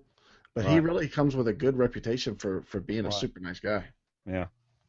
All right, thank you, Chad. All right, next we have Brandon from Alabama. Hello, D&D. What a way to start the season. I don't mind returnees, but it sure is great to see a season with all newbies. I completely agree. Hopefully we'll make up for the last all-newbie season, One World, and encourage more all-newbie seasons that are well cast. David's choice of Garrett as the weakest member of Luzon was completely short-sighted. He actually thought he was sending him out of the game. I thought he was supposed to be a fan. Sending him home would be the only reason to choose Garrett. Otherwise, he was just making an unnecessary enemy out of an assumed strong and capable player. I believe this is why David went out first. I think David was hoping they were going home. Yeah, exactly. Yeah. But did he expect to win any challenges after that? I don't know. It wasn't a smart move, so. No. I can't believe Garrett and Morgan actually took the idol clue over the extra bag of rice. So here's another different opinion. Yeah.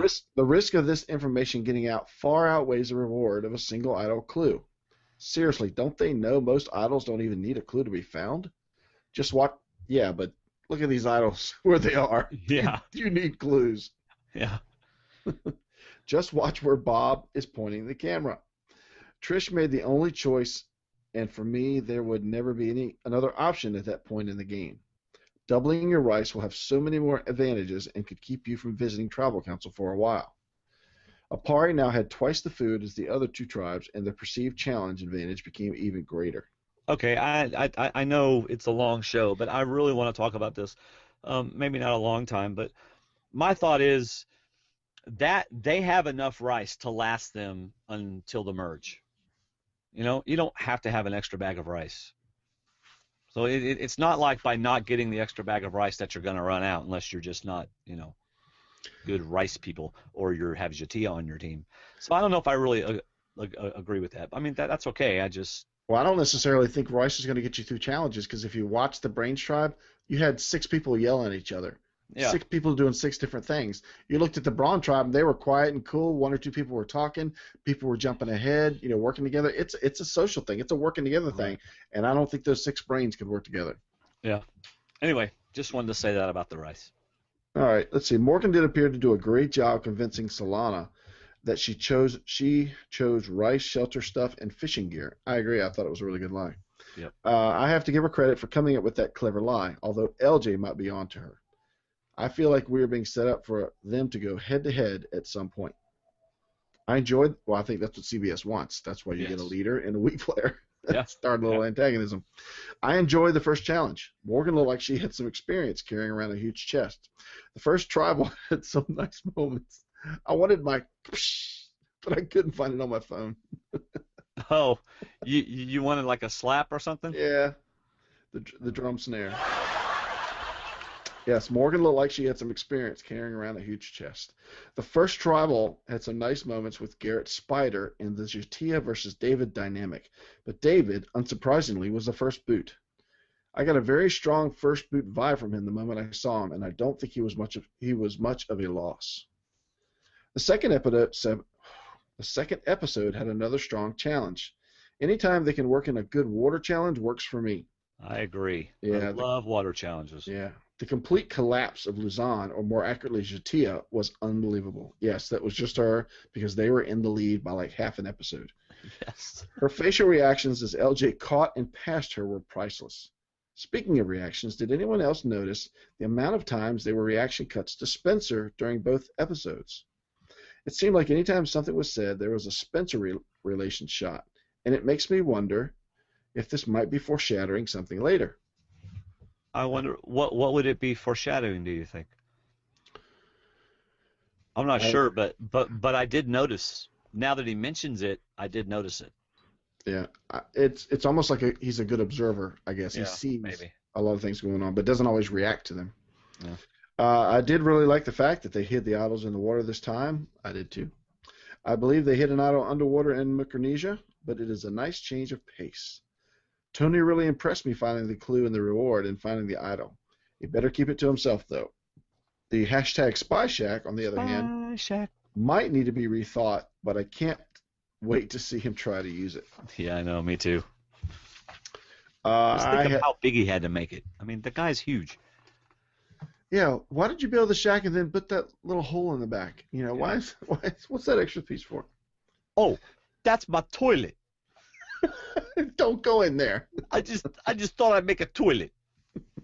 I had very high hopes for Garrett and Jatia preseason. I sure know how to pick them.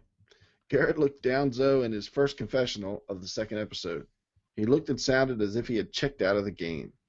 Then after the challenge, his tribal powwow went over like a turd in the punch bowl. I've never heard that before. The turd in the punch bowl. Sorry. Spencer looked completely annoyed. I could totally feel for Tasha, and I love the fact that she didn't stand for it. Their shelter looks absolutely terrible, too. Yes. I don't see how it would provide shelter from anything. Cass wins the Genius Award for saying they shouldn't leave Jatia alone. I think she was just trying to have a private conversation with Tasha, but she was dead on. Who knew that there was another Hance on this season? Jatia Hance. She did what Brandon Hance didn't and dumped out the rice. Never leave the mental patient alone. That was a horrible move on a game level and on a human level. I was kind of rooting for Tasha to turn Cass until Jatia did that. Cass's reaction was amazing. Well, Jatia blew her chance of staying with that nuclear reaction. Tribal Council was so interesting despite it being obvious that Jatia was gone. Garrett was not very smooth with the way he answered Jeff's questions, and you have to get better or he could really hurt himself down the road. In the end, Jatia really doomed herself and became the second person voted out of the game. Can't wait until next week. Brandon from Alabama. Wait, what? How the heck was Garrett voted out? Now that was a hashtag blindside. Good job, Brandon. Very creative. Yes, that was good. I was like, did Brandon see the show? Brandon, did you write this before the second part of the episode was over? Good job, Brandon. Yep. Did you have something you wanted to say about Brandon? It sounded like you were about to. No, I thought it was really good. Okay. All right, our last feedback, and then we're going to get into some really fun stuff also, including my crazy theory. Okay. And so we get to see how we're doing in our D&D Survivor Challenge, which hopefully won't be complicated. No, it won't. Vance in Utah. Hey, Dwaine and David. The first episode hits the ground running. It was awesome. Do you think Cass was being upfront and honest with Jatia as a way of setting up others for the future? We all know that you never tell someone that they are going home or that you are thinking of voting for them. Now, Cass can lie or bend the truth to someone down the line, and they will probably believe her, being that she was, quote, upfront and honest earlier in the game. Remember, Cass is a lawyer. She knows how to lie, and when she is being lied to, what are your thoughts? I don't know, David. What do you think? You think she's playing the trust me, I'm a truth player? Well, that's going to rely on Jatia telling people that. Yeah, so I don't know. Also, I was really impressed with Sarah. She was definitely the most impressive after episode 1. In fact, I think this is her game to lose. Only a major mistake will cost her this season. We already know that Tony comes around next episode and tells her that he is, in fact, a cop. This will not bode well for Tony. Sarah is already looking 3 or 4 moves ahead, and I just don't see her getting caught off guard. Thanks, Vance in Utah. Awesome. Anything for Vance? Good job. Good. I'm interested to see how she reacts. Yeah, me too. So. All right, ladies and gentlemen, and those who are playing in the D&D Survivor Challenge, you have your team. You know who your players are. And we're going to tell you how many people got how many points. And this is David's part of the show. If you're not interested in this part, just skip to the next chapter or fast forward because you don't want to miss my crazy theory, which is coming up after this. Go ahead, David. All right, the basics are simple. Everybody, of course, gets a point for being on the show. And David, of course, gets 15 points for being voted out. So that was a big boost to Dwaine's point total. The oddball points is what I was going to really cover. And then the challenge, tribe challenges things. Okay, hold on. So let's talk, because I'm sorry, you and I have both been really busy today, and we didn't get to talk about this at all. I know other people are playing, so would we want to just say this player got these points? Yeah, I can just do that, yeah. I think that'd be easier and a whole lot quicker. Okay, so we're going to go right down the list. I'll try and do it by tribe. LJ came out with 4 points. I'm not going to do it by tribe because they're not in tribe order. Just do it in order. LJ had 4 points. Garrett had 6 points. Sarah had 4 points. Lindsay had 5. Cliff had 4. Cass had 3. Alexis had 4. Tony had 7. Woo-hoo. Bryce had 4. Woo had 4. David was worth 16 points this week. Right, because he was in the episode and he got voted out. Exactly. He did nothing and got the most points. Right. Spencer was 1 point because he didn't win a single challenge, but he was actually in the episode. Yes. Jeffra got 4. Shatia got 2 because she had a blur. Jeremiah got 7, which included him starting the fire. Yeah. Morgan got 4. Tasha got 2 because she also had a blur, and Trish had 4. All the most of the basic scores for the Brawn and Beauty were the win of the challenge, the second place in the challenge, and being in the episode. Right, but then we have those other specific points that people probably want to know. So, like Tony and Garrett got credit for having the immunity idol in those episodes. Right. Let's see. We gave Jeremiah credit for making the fire. Because we agreed it was going to be the person that blew on it right when it started, and he was working on it. Garrett and Cass both said the word blindside. Yes, or a form of the word. Yeah, exactly. Yeah. And the blurs were Jatia, Cass, Garrett, Tasha, and Lindsay. Yep. So each of those got a point for, but you only get max 1 point per episode. Right. That's only one. It's not 1 point per blur. I know there was someone on Facebook who was just so celebrating because he had Garrett, and his wife was like counting every single blur for him. I'm sorry, dude. You only get 1 point per episode. And same thing with blindside. They only get 1 blindside point per episode. No, that's not what we said. We said every time they say blindside. Oh, okay. And the reason why was because once you're blurred, you're probably going to be blurred a lot during the episode. Yeah. So, but blindside, if they say it 2 different times, I think we should get a point each. Okay. I'm pretty sure that's what we had said. And then, so then the castaways with the hidden immunity idol. So those are the points. I am winning 44-41 against David. Yes, because we got the challenge, the tribe challenge is adjusted. Of course, Solani and Apari got points for the first one, and Apari and Solani got points for the second one. Right. And we had our teams got a little jumbled on our recorders list, so we've adjusted the points, and now the differential is only 3. And by the way, thank you, Shayna. Shayna's not with us tonight. Oh my gosh. Shayna made an Excel sheet and everything. It's awesome. Oh my gosh, it's incredible. It's pretty awesome. So that is the D&D challenge and the points. I want to say a brief word about the fantasy pool. I know a lot of you are playing it and you are enjoying it, and I am in it, but I'm going to no longer play, and this is why. I enjoy watching the previews that CBS puts out. I actually enjoy kind of trying to figure out things while I'm watching them. I enjoy that more than I enjoy playing the Fun Office pool, which if I'm playing the Fun Office pool, then I don't think I should, watch the preview so close and try to figure stuff out. It was obvious to me that David had been voted off when they showed that part of the preview, and so I put 20 points on David, and I got all 20, and I just because I am having so much fun trying to analyze everything, I don't think it's right that I play in the league or in the fantasy pool. So I'm not going to be doing any points on the fantasy pool this season. So just wanted to let you know. Okay. David and I are doing this fantasy challenge against each other. We hope a bunch of you are doing that also. And, of course, if you're playing the fantasy pool, have fun watching it and looking at who's winning and stuff like that. How about you, David? Are you gonna keep putting points down and stuff for the Fun Office pool? It's kind of for the same reason since we're talking about it. I don't want to look and dissect and look at those pictures. And like you said, once I look back, it was kind of clear. You could make a good guess. You could guess that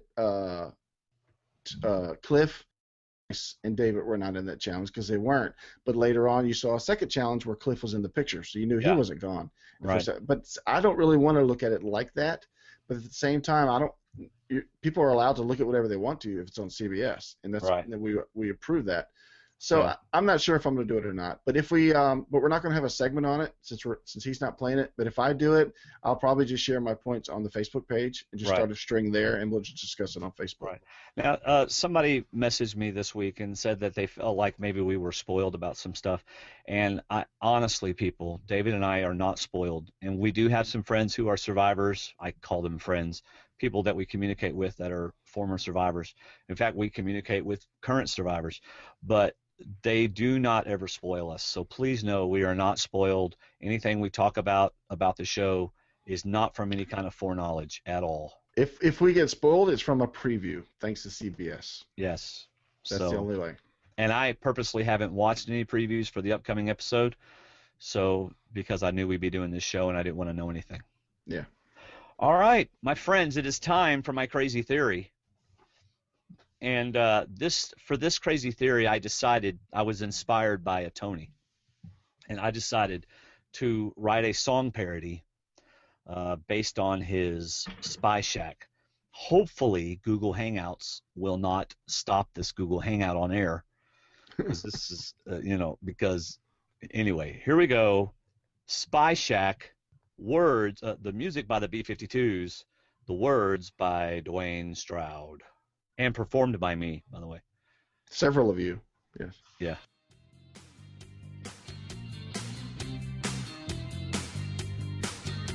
The Spy Shack is a little hidden place where we can spy together.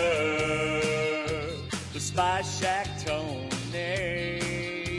Spy Shack Tony! Spy Shack, that's where Tony's at. Spy Shack, that's where Tony's at. Tony is a sneaking, Tony is a listening, wearing next to nothing cause it's hot as a mug. The whole shack shimmies cause Tony is a moving around and around and around and around. Everybody's talking, Tony is a listening, baby. Tribe doesn't know, Tony wants to get sound. Everybody's talking, Tony is a listening, baby. Private little shack, private little Spy Shack.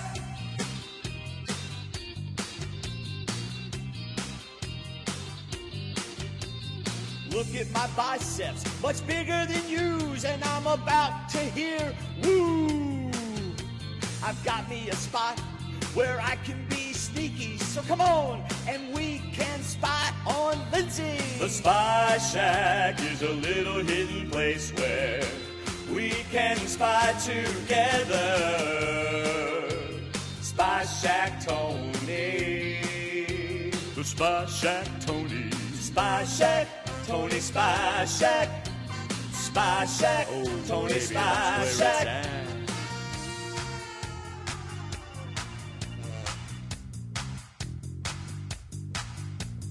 Pom pom frogs, make the door, baby. A little more sturdy, Tony. Pom pom frogs, make the door, baby. I can't hear you. Pom frogs, make the door, Tony. Pom frogs, make the door. Pom frogs, make the door, baby. Pom frogs. You're what? Spy Shack busted. Spy Shack, Tony Spy Shack. Baby, that's where it's at. Spy Shack, Tony Spy Shack. Tony Spy Shack, Tony Spy Shack. There'll be Spy Shack, Tony Spy Shack. And watching at the Spy Shack. Yeah. There you go, my friends. Dude, that's awesome. That is definitely my favorite one. I know you worked hard last season on the Tyson Sear one, but that is awesome. So I tweeted that to a Tony, and I told him he couldn't share it because it was private and it was going to be aired tonight. And this is what he wrote back to me after he listened to it. He goes, OMG, LMFAO, 5 exclamation points. That's hysterical. All caps. You guys are the best. And I said, you can promote it tomorrow because I'm going to put it on the website. And he goes, that's awesome. I love it. So hopefully this will get a little more traction than my, Survivor Man. This was so much fun to do. And what was crazy was the only thing I knew of the song Love Shack was Love Shack is a little old place. That's all I knew. I didn't know any of the rest. So I went on YouTube, watched the video, and basically went in garage. I went and bought a karaoke thing on iTunes, put it in GarageBand, and I would literally just take a section of the song and figure out what I was gonna say. And the hardest part was the part about woo. about the biceps and everything. Mine are bigger than yours. Yeah, mine are bigger than yours. Yeah, so here's all my notes from doing all that. Oh my goodness. I had originally had look at my biceps, they're big as my brain, but I couldn't figure out anything to rhyme with brain. And then I thought, and that's because I know Dwaine. Yeah, that wouldn't have worked as well. Yeah. So anyway, but that was so much fun. And then I said, Connie, come in here. I need you to do something. And so my wife did the Spy Shack busted. My wife did that one. Awesome. And normally I don't let David hear my crazy theories before I do them, and this time I did, and I shouldn't have. I'm sorry. No, because I was dying. Gosh, that was so funny. Yeah. Well, thank you all for listening to that. I hope you had fun listening to it. By the way, if you're here at the end of the show, we're going to go ahead. I'm going to go ahead and do something on behalf of David and myself. David and I are a family-friendly show. We're both two Christian guys. I live in Alabama. He lives in Virginia. And probably over the last, season or so, we've allowed ourselves to kind of have a boys club type of conversation sometimes. We probably shouldn't have. And so just want to apologize if that bothered anybody. David and I aren't going to do that anymore. Definitely family-friendly show, and we need to keep it that way. So apologize for that. But anyway, follow us on Twitter at Survivor_talk. And you can follow David at David_STWDD. And I think my problem has been solved. Will came on, and a few other folks talked to me right away about changing the password. Oh my goodness, every few hours I would start picking up all these things I was following that I wasn't following, and most of it was foreign. It was crazy. I never had that problem with my other account. What was your password, Jones? Was it like your last name or something? Yeah, really. But I wonder if it's on a certain device that I have that it was malware or something, that it was following my keystrokes or something. But I've not had the problems since I changed my password. So now I got to check my other devices that actually follow that Twitter on to find out. But so thank you all for responding so quickly and helping me with that. Yeah. Also join our Facebook group, facebook.com/groups/SurvivorTalk. Boy, we have a lot of fun on our Facebook group. So. Yes, it is a Survivor Facebook group, but they do talk about Big Brother, the haves and nots, whatever. Even The Bachelor came up in conversation, thanks to Shayna. And but we talk about anything, especially TV. You can share whatever you want to share on there. Everybody will talk about it, and you'll find people that you never met before talking about it. And it's a friendly place. We do not allow people to start, ranting and raving. Sometimes people just kind of get so rude online. It's like they have no filter because you can't see their face. Yeah. But we don't allow that to happen on our Facebook group. So come on, join our Facebook group. It's a lot of fun. Remember our website, SurvivorTalkWithD&D.com. We have, I think Shayna's already sent her blog to me, and I haven't posted it, but I'll try to get on that tomorrow. But Katya's is up, right? Yeah, Shayna's, Katya's. David put his power rankings up. We've got a brand new guest blogger. His name is Colton Cumby. I don't know if you've ever heard of him, David.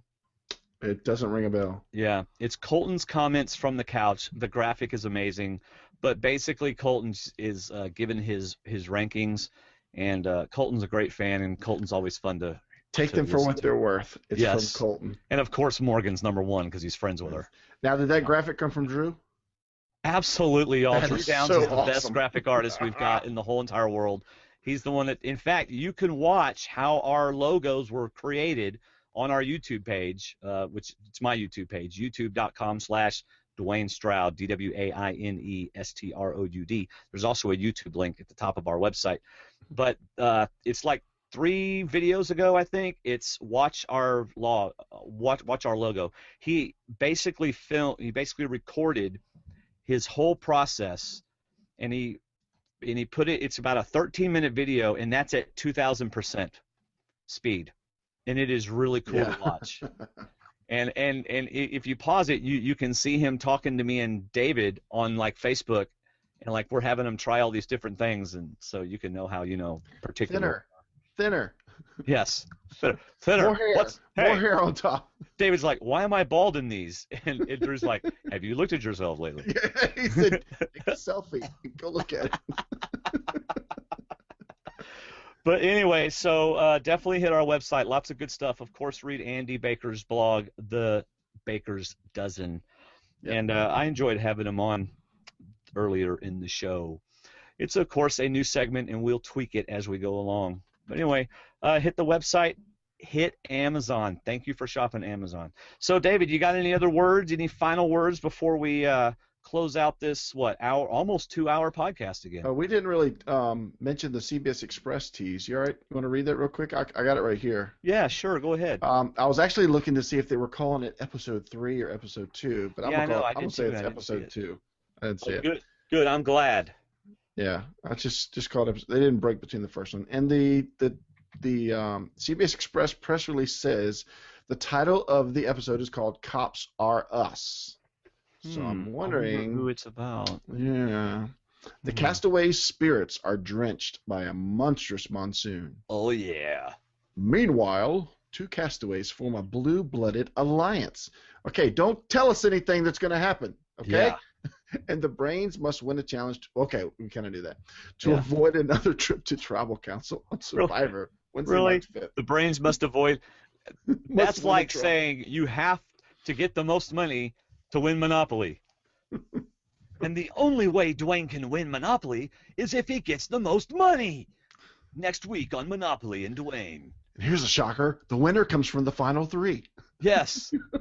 It's going to be one of the final 3. If they have any chance to win at all, they must make the final episode. If they're not, you can count on them not winning. That's right. Yes.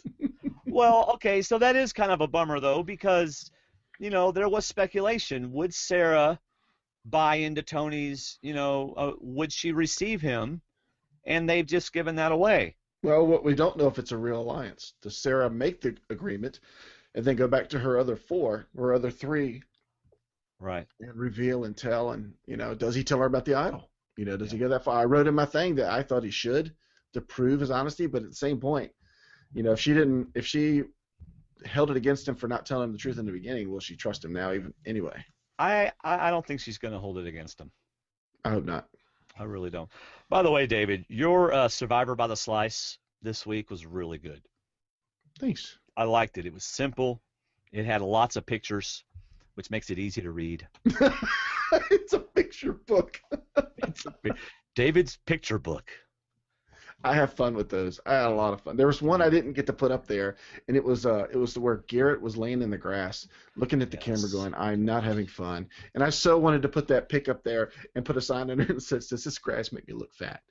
So but I couldn't find it. I didn't feel like looking for it. He's gone. I really didn't want to post it. You know what? This is what I'm going to say about him laying in the grass. They should have blurred that too. I mean, come on. I'm serious. It's like he doesn't. It's like he didn't want to strip down to his underwear, but he shows up at the challenge in his underwear. Yeah. I mean, seriously. Yeah. In fact, most of them. Who do you think's going home this week? If Beauty goes to Tribal Council, who's going home? Jeffra. You think so? Because you think Bryce and Jeremiah and Alexis will have enough? I think Alexis and LJ have bonded, and I think Bryce, Morgan, and Jeremiah. I think Jeremiah could be the tie between those 2 groups. Right. Yeah. Especially if she whines a lot about being wet. Who does? Especially if she's really upset and not feeling good about being out in the rain so much. They kind of showed her on that preview. All right. If Braun loses, I bet Trish is going home. Also, she will if the blue-blooded alliance forms, because he'll get in with that group and she would be on the outs. And if the Brains loses, golly, do you think the girls will vote out Spencer? Or do you think they would vote out Jatia? I mean, you got the whole. I think it's going to come down to Tasha. I think it's going to come down to what Tasha wants to do. I think she's the only one that's safe, to be honest, because they could certainly, if Cass says something or Jatia holds it against her, they could go to Spencer and say, "We're voting out Cass." Yeah. And they could pull the girl thing and vote out Spencer. I think it's going to come down to Tasha, and I like that it's come down to Tasha. I like her even more, like you did in the beginning. Yeah. So I don't know about the Brains. That's a coin flip for me. It could be one of 3 people. Yeah. Of course, on any tribe, it could be one of any of the people. Yeah. Yeah.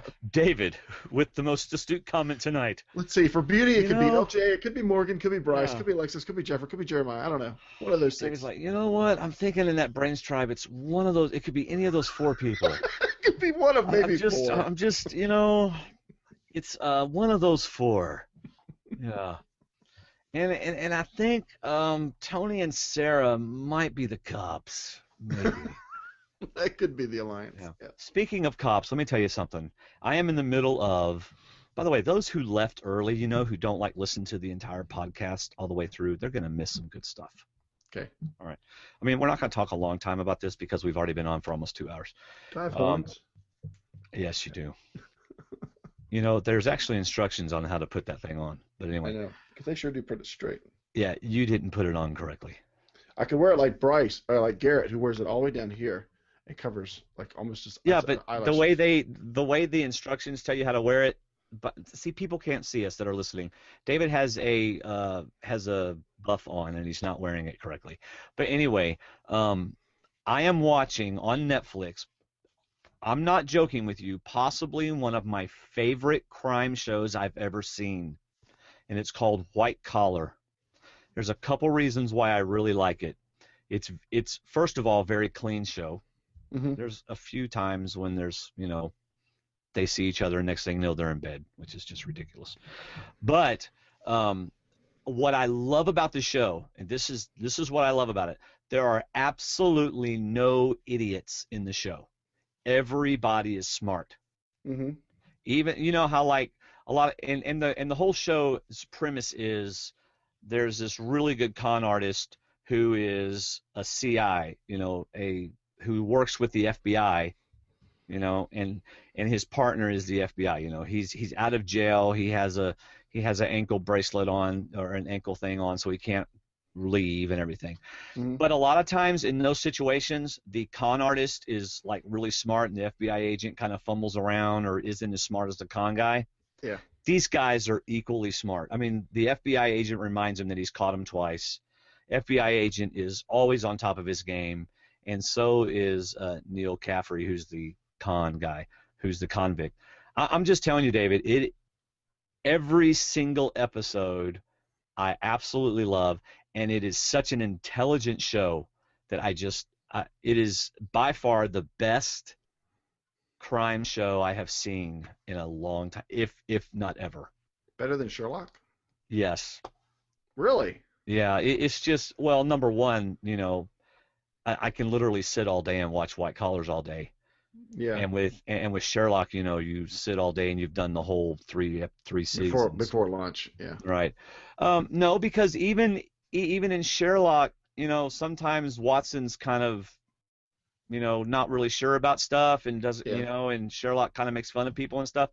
This, I'm telling you, this show it's just a show about really intelligent people. It's really funny too. It's got some really funny parts, and Maz is like Neil Caffrey's like cohort, his partner in crime, and he's hilarious. He is a conspiracy.